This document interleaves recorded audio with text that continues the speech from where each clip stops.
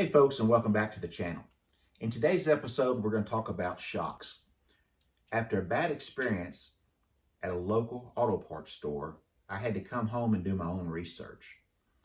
I'm going to show you how I found that information, how I used the information to order what I needed, and after what I got, how I modified it to work on my custom application. It's real simple, real easy. Give me a few minutes and we're going to show you what I learned. So grab some tools, grab a cup of joe, and let's go. All right, so I managed to find a corner of the workbench that didn't have something on it. These are the Monroe air shocks that were on the 36 Ford pickup.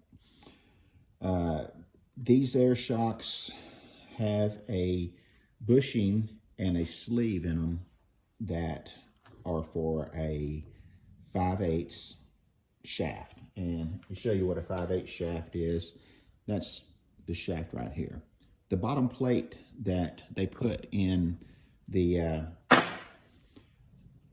on the leaf springs to hold in the Camaro rear end had a 11/16 shaft. So in order to get an 11/16 shaft, you have to have a larger diameter eye here. So what the guy did when he put the rear end in, he took out the sleeve. Now these bushings here are just rubber isolator bushings, and they're not made to run without a sleeve like some of the polyurethane bushings are. And even on those, I like to run a sleeve if it's available, but some of them aren't. So what they did, they removed that sleeve, and what it caused to do is it rubbed the rubber in half. And this rubber right here was completely out. Not to mention the fact that these shocks leak down. And let me show you this. This is, they split the shock to where you can air up both shocks. So it's really hard on an air shock to put in exactly the same amount as the other side, especially if you're not doing it, by hand with a hand pump. So for one, I like to run them parallel when you put air in both shocks at the same time, and that way the car's level. All right, so here they've actually lost one of the nuts right here, and this is JB Weld on both sides of this right here. So that's how, when you lose your nut, just get you some JB Weld and do that. I'm sorry I'm picking it to death, but these home repairs like this is what makes a car fall apart down the road. Do it right, guys. That's all I'm asking. Take your time, do it right, even though it may be an extra day or two to get on the road. So another thing is these shocks right here, the shocks that I need to be shorter. These shocks are too long. So when the air is completely out of these shocks, it's still trying to hold up the truck. And what happens is, if you can see how bent, I don't know if that's showing up, how bent this is in an angle. And this side's done the same way. Matter of fact, on this side right here, if I get it up close enough to the camera, you can probably see the crack right in there where the welds broke loose. And that's because this shock's too long, and when it had too much weight on it, it didn't go down on the bump stops. So this right here was actually the bump stop. No cushion whatsoever. And it's caused these to bend and break. So what we're going to do is order the proper length shock. And to do so, what I like to do is, and I don't know how to do the link stuff yet, but I'll try to put a link in here to the Monroe website. But anyway, at the Monroe website, you can look for the shock by the compressed length, the extended length, how much travel you've got.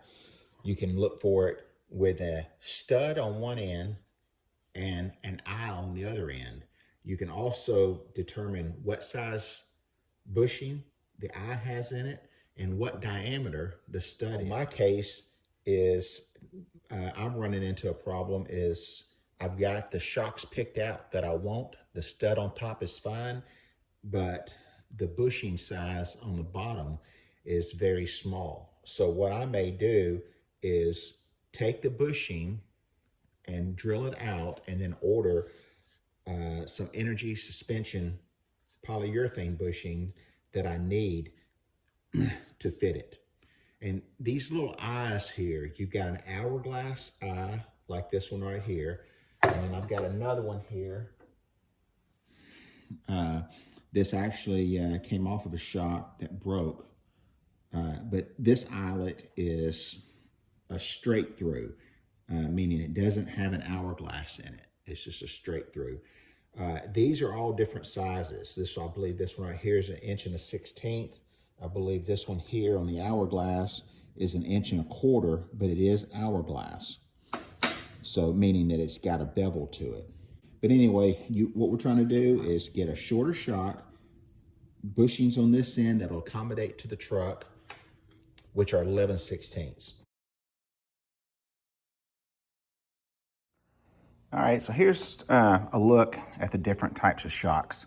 This bushing here is considered an hourglass bushing. If you feel in there, you can feel that it's not straight through. It's got a raised portion in the center, kind of like an hourglass.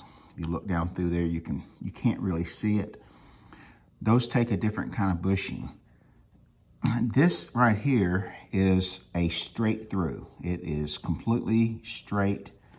I needed a certain length shock that I could not get with the size bushing that I need for the truck without modifying the truck. And I really just didn't want to do that right now because I'm eventually going to do coilovers. This is energy suspension bushing, and that's the part number that I needed. It's 1 1/16 on the outside diameter, but the inside diameter is the 11/16 or 5/8, and we chose the 5/8. I'm going to have to modify these just a little bit to accept the 11/16 shock mount that I have on the truck, but that's okay. These are the polyurethane bushings, and I can modify those. You do not need to run a sleeve with the polyurethane bushings. However, some of them do have sleeves, but it is not necessary to do so. So, gonna take these out of the package, see if they fit. If they fit good, then I'll modify the insides, take the old bushings or the new bushings out of the new shocks, which are 3/8, and that's just not gonna hold the weight of the truck, and replace them with these. So let's see if that works.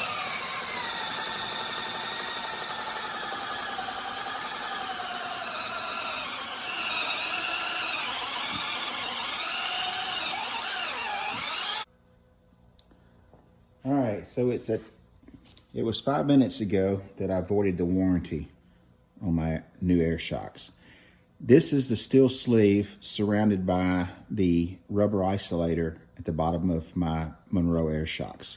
I used a hole saw, a metal hole saw, and drilled through the sleeve area to relieve or release this bushing. Now I'm going to install the new bushing. Let me show you what these bushings look like. They are one piece, and let's see how close this is to going in this hole. This is the bushing that I need to put in, and you can see that it is much larger than the hole. This diameter is the same size as that hole. I've seen where some guys have cut them in two and slid them in from both sides and put large washers on. You know, that'll probably work. I'm not sure if that messes up the bushing or anything, but I have looked everywhere trying to figure out how to get this on or get this in here. This has to be pushed in. I have greased these things. I've gone in an angle. I've done everything I could think of. I've seen where guys have put them in a vise, put them in a press. But what I'm going to do is try to put them in a press that is made up of this bolt and these washers.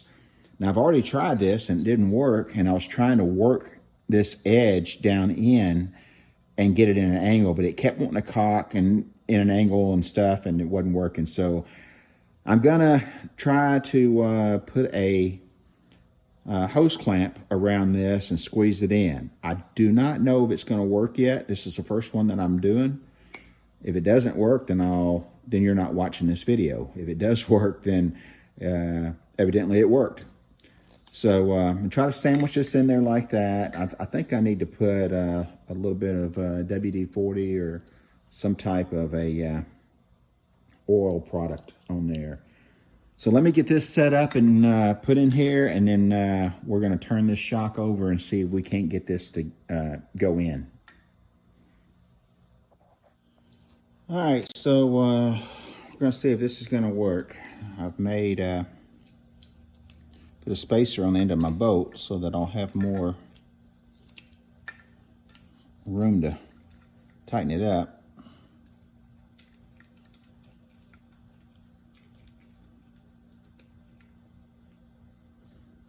Once again, these are energy suspension polyurethane bushings going in a Monroe gas shock, air shock.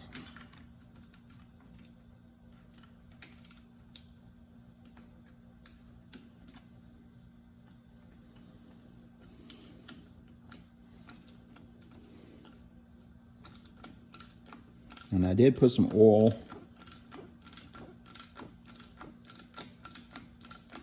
in the sleeve of the shock.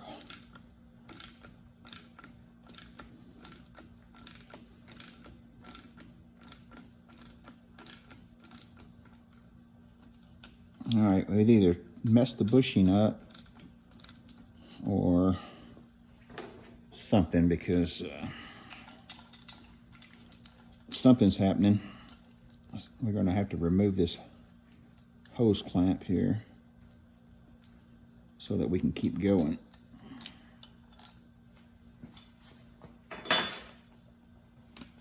This is the first one that I've done.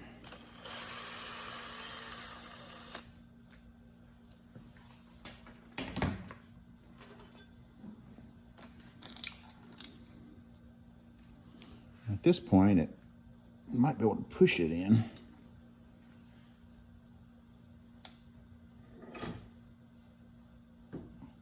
And there we go. One bushing in, one more to go. And that's after an hour of trying to do it another way. All right, I got both of the bushings in, but this is the part that I've been dreading, is reaming out the bushing to accommodate. This is 11/16 drill bit. I got 11/16 stud on the 36 pickup truck. This is a 5/8. It goes right in. It just needs to be a hair bigger. These are polyurethane, so they're not like they're rubber. They're really hard. All I want to do is just go in and open it up just a little bit.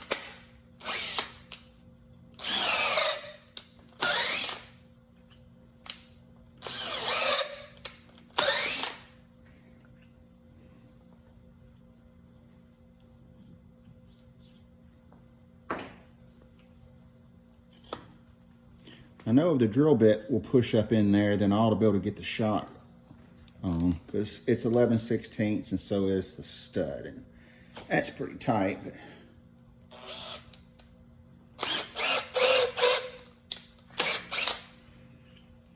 and this is tough. This is tougher than wood.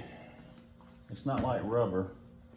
So my friends, I believe we now have a shock with a perfect circle bushing, as hot as I don't know what, to go in the 36 Ford pickup truck. We're one step closer to getting a few things knocked out on that. You guys all know how many issues I've got We're just knocking them out one at a time.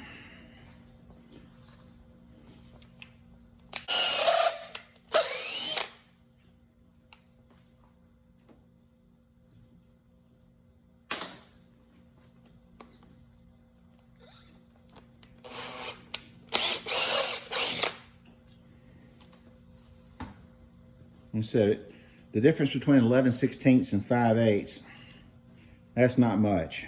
So,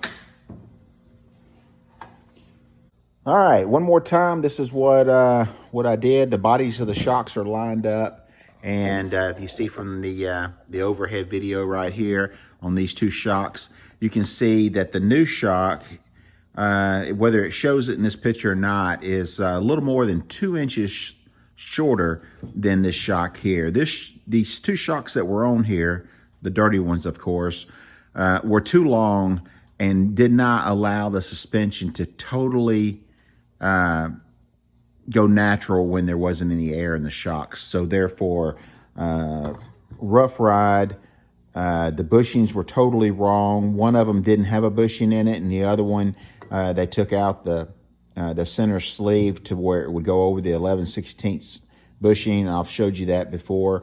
And anyway, these shocks here, modified, put the polyurethane bushings from Energy Suspension. This is not an ad for them. They did not give me these. I bought the Energy Suspension off of Amazon. And if I figure out how to do it, I'll give you a little link on that. But anyway, I got a bag of tricks over here. Gonna take this, take the shocks, head out to the truck and put them on.